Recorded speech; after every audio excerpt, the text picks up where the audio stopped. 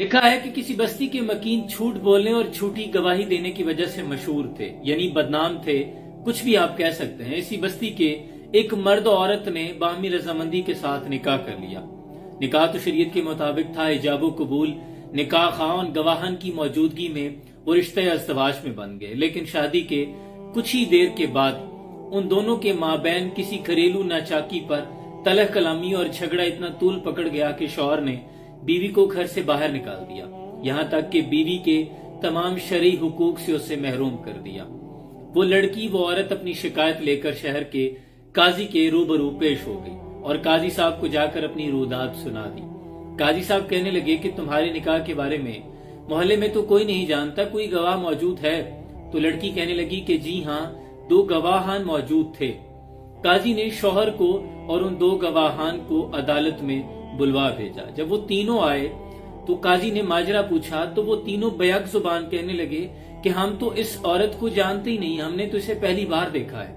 इसी शिशोपन में मुब्तला काजी के ज़हन में एक तरकीब आई। उसने इस लड़की से पूछा, क्या तुम्हारे शौहर के घर में कुत्ते हैं?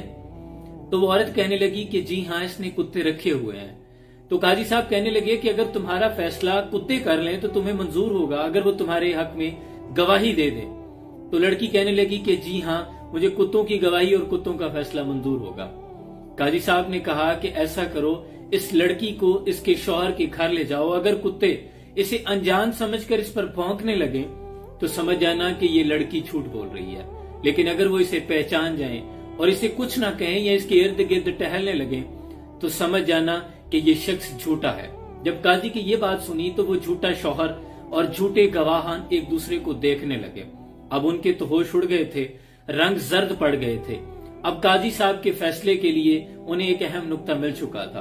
काजी साहब ने फौरन कहा कि तुम ही लोग झूठे हो जो तुम्हारे चेहरों के रंग जर्द पड़ गए हैं। लेकिन इसके बाद काजी साहब ने रिमार्क्स दिए, यानी ये ऑब्जर्वेशन थी कि बदतरीन है वो बस्ती जिसके मकीन, जिसके रहने वाले लोग झूठ बोलते हों और कुत्ते सच्चे हों। दौरे हाजिर में पाकिस्तान में भी ये बात सादिक आती है।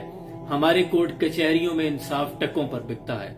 मैंने अक्सर कचहरी में रहने वाले लोगों से सुना है कि लोग चंद पैसों के इवज झूठी गवाही दे देते हैं, यानी हमारी बस्ती में भी लोग झूठे और कुत्ते सच्चे हैं। और अदल का मयार क्या है आप सब देख ही रहे हैं। कातिल की ये दलील मुंसिफ ने मान ली कि मकतूल खुद गिरा था खंजर की नोक पर।